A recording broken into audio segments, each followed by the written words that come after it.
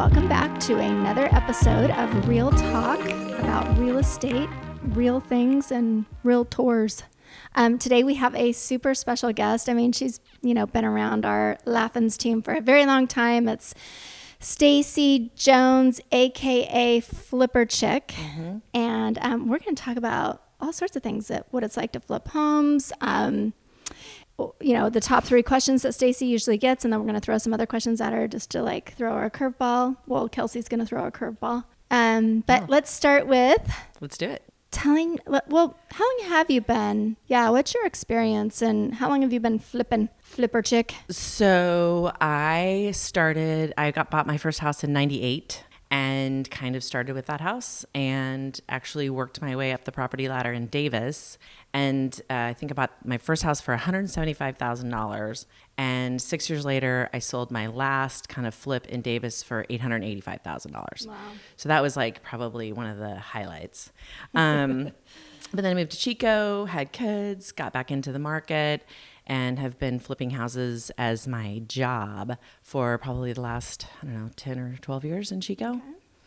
Yeah. So I think we should just dig right into it. But before we actually do, Stacy brought us these lovely cocktails that we're drinking. They're called, what are these called? Well, they're skinny lemon drops. Skinny lemon drops. Mm-hmm.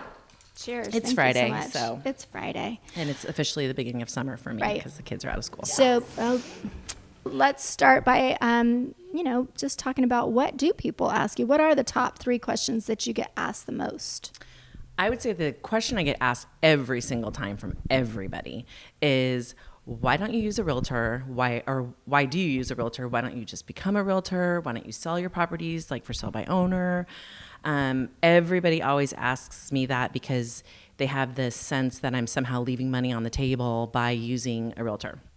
And my kind of comeback is always, I hire an accountant to do my taxes because I'm actually saving money by spending money on an accountant. And I really do feel that way as a flipper and working with you for the last 12 plus years. You offer me, for as many, I've done, 60 or 70 homes. And so that's 140 transactions. And we still, you and I, things happen that we've never encountered before. And some very recently.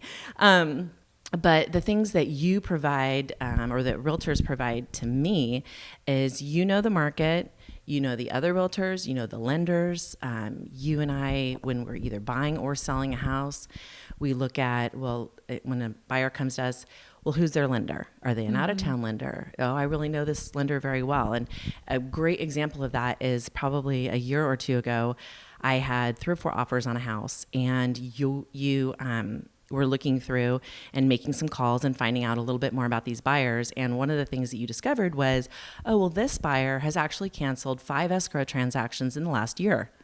Well, whose agent told you that? No, it wasn't an agent. It was just kind of through a little bit of digging around. Chico's a small town. Yes, it is. So we have our ways. That's right. And so that's something that Brandy knows that I would have had no clue on. It was the highest offer. I would have just taken it. But I decided, like a lot of sellers, I want to go with the offer that's going to close. Yeah. Not necessarily always the highest price, which you guys talked about, I think, last week. So definitely it's worth every penny. Yeah. Every time is money. I mean, like you said, that's why we hire accountants to do their job. And we hire all sorts of different people to do different sorts of things because it takes too long to figure out someone else's profession. Exactly. Yeah. Yeah, for sure. Okay. do you have another question? I would say, what's the second question that you get? The second question is always where's your husband? What part does he play in your business? He's usually he's the one that I'm helping him, that kind of thing. My husband doesn't have anything to do with my business. Never has, doesn't really want to. I do have to say, and I was saying earlier, you can't offend me by asking me those types of questions. I'm a feminist, but you say whatever you want. I don't mind you thinking that my husband's in charge, because then I'll just use that against you. I've had plumbers come and be like, oh, we want to charge you $500 when I know it should only cost $150. And I have said, oh gosh, let me ask my husband. He's only really approved me to use spend $150. Let me get his permission. And they like trot back out to their van, make a call to their manager, and come back in, and they're like, "Oh, actually, we can do it for 150." I'm like, "That's great. I'll let my husband know." I don't care. I just paid 150 instead of 500. Yeah. Boo on you. Yeah. So, use people's stupidity against them. Don't get offended. I bet your husband loves you in the cover also. In the Carhartts. In the Carhartts. I know. Well, and I also, on that note, think that people, I mean, it's a different note, but the confusion about how we are partners, but we are not partners in I don't help you flip the houses. I have no financial input in any of that or input on what you do. It is strictly you are the flipper. That is your job. And I help you purchase the property and I help you sell the property. And that's it. Because I think a few people have at least asked me that question. Yeah. So, and I think that's too with the videos. It did kind of come across that way on our Flipper Chick videos. Yeah, I that is true. That is the case. But I also feel like, I've asked you and Kelsey and different people on your team to come over and be like, because my tendency is to go through and do everything. And sometimes you're like, oh, no, actually, this looks pretty good. So I do feel like you guys give me advice on different things according to what you know in the market. And again, that's the benefit of you're out there looking at hundreds of homes every month. And I'm just looking at the home I'm doing. Right. So, okay, what was the third most the third question? is, of course, always, it must be like, it's just like it's on TV. Oh, yeah, of course. Right. And so, it just like people don't live like Kardashians. It's not anything like on TV. And TV's all completely scripted and everything's pretty fake. It all happens so fast, too. It all happens during the commercial break. I wish it was like on TV, but it is not. And there's a lot of, as you were talking about, there's a lot of smells that don't translate in video and pictures. Yeah. There's a lot of grossness that doesn't always translate. And so, it's not at all like on TV. No, it's not. Okay, so my question is, when you first look at a house the very first time, what are the main things you're looking at? I know sometimes you like go under the house and things like that, but there's obviously going to be those bigger ticket items. So what are the key things you look at? Well, of course, I'm looking at it a little different than traditional home buyers. But as Brandy knows, I walk in and I'm like, smells like money. And so the stinkier, the better. I thought you were going to say smells like something else. No, that something else is cat and rat and other things. And when I smell that smell, it means this is going to be a good house for me, because most people do just look at this very, very surface, elbow grease and cleaning and all that can do a lot. And I do a lot of houses that most people don't want to do. That's how you get the better price for them. Exactly. And sometimes there's houses that I get that don't come on the market because they're simply not listable. But in terms of what I look at, after all this time, I always do a whole house inspection. Always, always, always. It points out stuff that I might not see on first glance. It gives me a list to work off of repairs that I need to make. That's a good point. A lot of people jump the gun and they get in and start doing things that they think are the right things to do. Like, let's insulate the attic. It's May. Well, once you do that, you can't make the repairs that you need to make in the attic. Right. So you need to make sure that you're doing things in the right order. That's something people would not think about. Right. Yeah. And so I know a lot of people. I had a really good friend and he went and insulated his house. And then 2 months later, he's like, can you help me put in recessed lighting? And I was like, hell no. I mean, that insulation's 3 feet deep. Yeah. I was like, you missed the boat on that. Yeah. So, but definitely the big stuff. And like I said, a lot of it is just little items that you can take care of yourself, but you just need to know and educate yourself ahead of time. What are the kind of like DIY things that people could do versus what they should hire out for? Because you do a lot yourself and you kind of have a crew. Yes. Yeah. And I think people can do almost anything, especially when I started, there's no internet, aging myself, but now we have ChatGPT. Yeah. I mean, there's so many resources. People are always really afraid of electrical. Yes. Just turn the power on. disclaimer, please don't hold me liable for anything, but there are a lot of things that you can do, and real basic stuff like setting a toilet or changing out a faucet or, things like that. I still hire people to change out water heaters and do the roof, things where you don't want to be falling off of a roof or things like that, or you don't want your buddy who used to be a roofer to fall off your roof. Yeah. But you can do tile. I've done all of it. And mostly when I started, it was just self-taught books. And then now with YouTube, you can learn how to do anything. That's where my husband learns all the DIY. Yeah. YouTube. Yeah. Hours of it's research. it's a great resource. Yeah, that's he tiled our whole shower based on YouTube. So there you go. Probably should have called you for maybe some advice, but it's okay. Yeah. It worked out. Yeah. There's always people. And the other way I learned is if you do have someone coming and doing something at your house, just stand there and watch them do it. Mm-hmm. Because then the next time you can do it yourself. Yeah. The trades are hard, but not that hard. Yeah. Is that bad to say? Didn't we just say you should hire a realtor and hire an accountant? I just feel like it depends. It totally really depends. And it depends on your comfort level. But everyone can learn how to paint. Everyone can learn how Paint is one thing. Planting tile. your yard, getting your yard cleaned up. I've tile's seen not some for really everyone. crappy tile jobs at DIY. DIY, for sure. Anybody can spot it out when they walk into a house. You're like, oh, did you and your Uncle Larry do this with a case of beer? Yeah.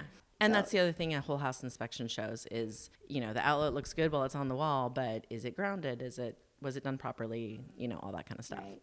Okay, let's talk about what I love this topic, the grossest house you've ever purchased. I know. Or at least the top 2 or 3. Yeah, I actually had to kind of refresh my memory because like childbirth, you forget. I did not forget. I know which one was the grossest in my mind. We did. We ended up on the same one. There is one house that we had to wear a mask going in the before. And we didn't even have masks back then because it was pre-pandemic. Pre-pandemic. And it was also the house where some of my guys were wearing masks the whole time.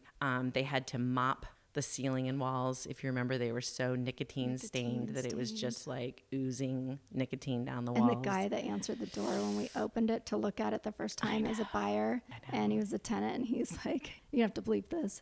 It was a hole when I moved in, and it's a hole now. Come on in. Yeah, and it really was. And we've been there 20 years.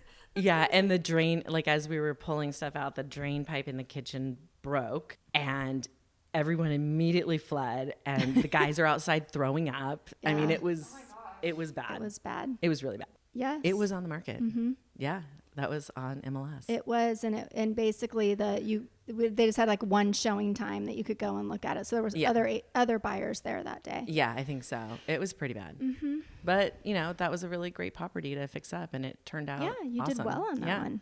Very well. Right? Yeah. That was a good one. Yeah. But what about the second grossest? Well, there was that one scariest? do you remember the one where there was a lot of needles, lots of drug use? Okay, so that one is where I'm like, I'll meet you there, Stacy. And I pull up and I see her car, and I'm like, where in the hell is she? Yeah. There's no way to get in through the front door, so you have to walk in. The agent's like, just Whole go through the back door. Yeah, the house is boarded up. There's no lock or anything like that.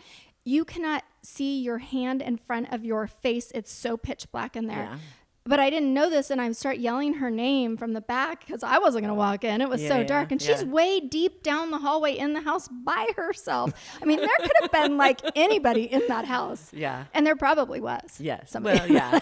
Well, there was someone living under the house. Under that one too? Yeah, under that house. Oh, yeah. And someone had freaked out and cut all the wiring in the attic. Mm-hmm. I don't know if they thought they were being spied on or whatever, but every single wire in the attic was everywhere. Yeah, it was an interesting one. Yeah, there was that one was, there were special toys along with a lot of Good Housekeeping and Martha Stewart magazines, which is very odd. But yes, whatever floats your boat. Yeah, that one. And it was like knee deep in stuff. From what I remember. It was just so bad. And there's been other times where I cannot find you in a house. I'm like, Stacy. Yeah. Stacy, screaming your name. I try not to get too. This, yeah. I'm under the house. And I go, and sure enough, she's crawling. Wait, let me get my video camera so I can video you crawling out from underneath the house.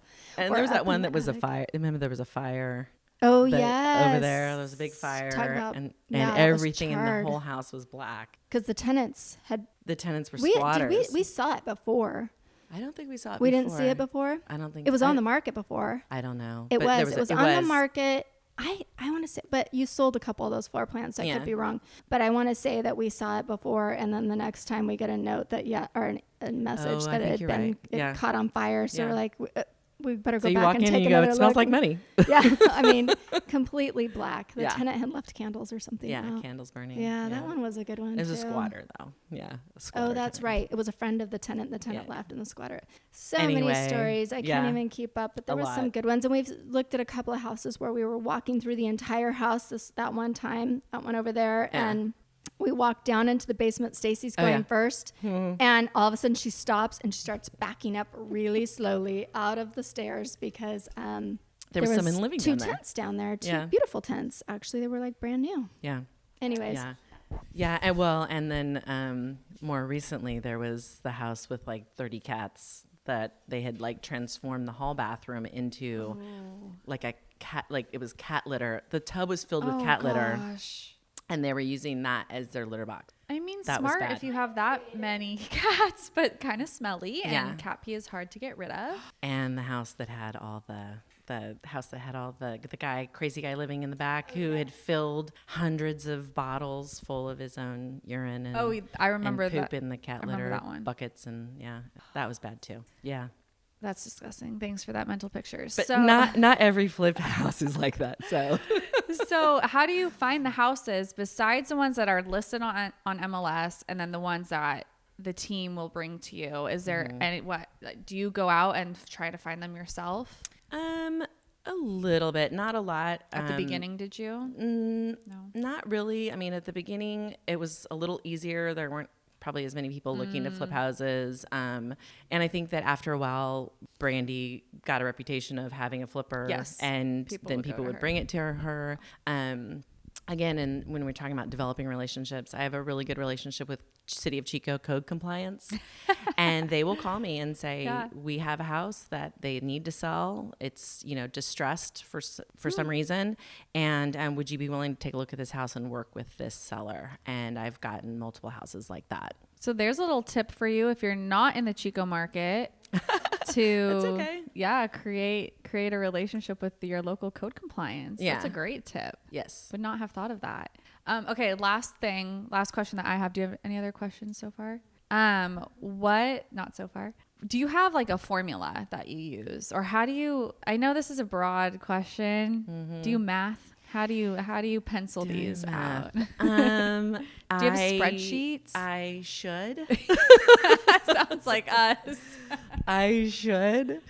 If I could go back and do it all over again, I would like to say that I would. Yeah. I do keep track, but a lot of what I've done my entire life has just been because gut with experience. The experience. You know what it costs to redo the counters. You know what it's going to cost to do the cabinets and the roof and the windows because you've done it, and you kind of stick to a very similar process. Yes. Well, and I think that the way that I got that experience was a very low risk way, which was I bought my first house, didn't have any money to fix it up, so I had to do it myself. So I figured it out and fixed that house up. I actually kept that house, thank goodness, bought another house, fixed that house up. And so a lot of trial and error teaching myself, but I wasn't going to lose any money because that's where I was living. Right. And so it wasn't like if I made a mistake, I could fix it. I wasn't under a huge time crunch. Yeah. And I did that 4 times in Davis. Mm-hmm. And then the last time I did it, we moved to Chico. So there was time to figure things out. And it gave me a lot of experience. And then, like I said, when I did call people in to do tile work or whatever, I would just stand there and ask them questions. I'm sure I annoyed the heck out of a lot of guys. But I would just sit and watch and ask them questions. What are you doing and how are you doing it? And I learned a lot from that process. But it was a low risk way to figure out what do you do to a house? Mm-hmm. What can you do? What do you need to hire out? All that. Mm-hmm. And do you kind of list things out in your head, or do you actually write things down of like, okay, this needs countertops, that's going to be X amount? Yeah, I go 5, 10, 5, 10, 35. Round up. Yeah. And then like a $10,000 margin or something like that. Interesting. And then of course you need the after renovation value estimate of depending on market conditions. Right. How has, go ahead. No, and I was gonna say up until the last year, I would say that, I mean, I traditionally was flipping houses very quickly. One house, I think it was 2.5 weeks when I had all my ducks in a row and like we got in, did it. Machine. But it was usually like a couple months. And so the chances of a market changing in 2 to 3 months is highly unlikely. You know, I got caught a little bit this last time because I had a house that took a lot more work. So I did get caught in that change in interest rates. You know, those are things you can't anticipate, interest rates changing over the course of 6 weeks. Right. Oh my gosh. So yeah, I mean, the market's so volatile right now. Right. And it's so uncommon for it to be that way. Yeah. Especially you've been in it for 15. No, you've been in it since, what'd you say? 98? 98. Yeah. So 20 years or more. And so you don't math. That's something no, like I don't 30. math. I'm like, I tried to say, that's okay. I tried to say, how old am I? And no. subtract 5. Yeah. So anyways, it's so uncommon for it to be so volatile. So how has the recent market changes like changed your procedures or what you're doing or your goals? I think that it's changed it somewhat, but I have always been a huge believer in real estate. I mean, I think that if you listen to Warren Buffett over the last 30 years, everybody always asks him, what's your best advice? And he's like, educate yourself. And then for the younger people out there, he's like, I started with a small snowball and a very long hill because he started at 22 years old or younger than that. And so what you can do over the course of your lifetime. So me buying a house when I was 26 or 27, and I still have that house. I bought it for 175, did some minor improvements. Its Zestimate is, you know, 750 plus. So that one decision of $26,000 down has changed some of the trajectory of what I've been able to do in flipping houses and just life in general. Yeah. And so I do think that, you know, while there's volatility in the market, and if you've been in for any given amount of time, the 2008, I mean, there's ups and downs all the time, but over a given period of time, I think there's a lot less volatility in the real estate market than there is in any other investment market. 100%. And definitely from either a homeowner that's looking to fix up their property, it's something you can have some control over. You have no control over the stock market. Yeah, true. 0. But I can control how I fix up my house and when I want to sell it and, you know, that kind of thing and what I'm buying. Yeah. So it gives me a little bit more control over my investment dollar. Yeah. And the product is everyone will always need somewhere to live. So it's always going to be a desirable product, no matter what the market is. Can't make more land. How often do you regret buying a house or it needs more work than you think? I would say it always needs more work than I think because I am an optimist. And no matter how many times you've walked in and looked at a house or, you know what to look for, there's always stuff that you discover later on. You're like, I didn't even see that. Yeah. I'm an experienced home buyer. How did I not see that there was this whatever in the corner? I always make mistakes on every house, even for as many times as I've done it. There's always something where I'm like, oh crap, what?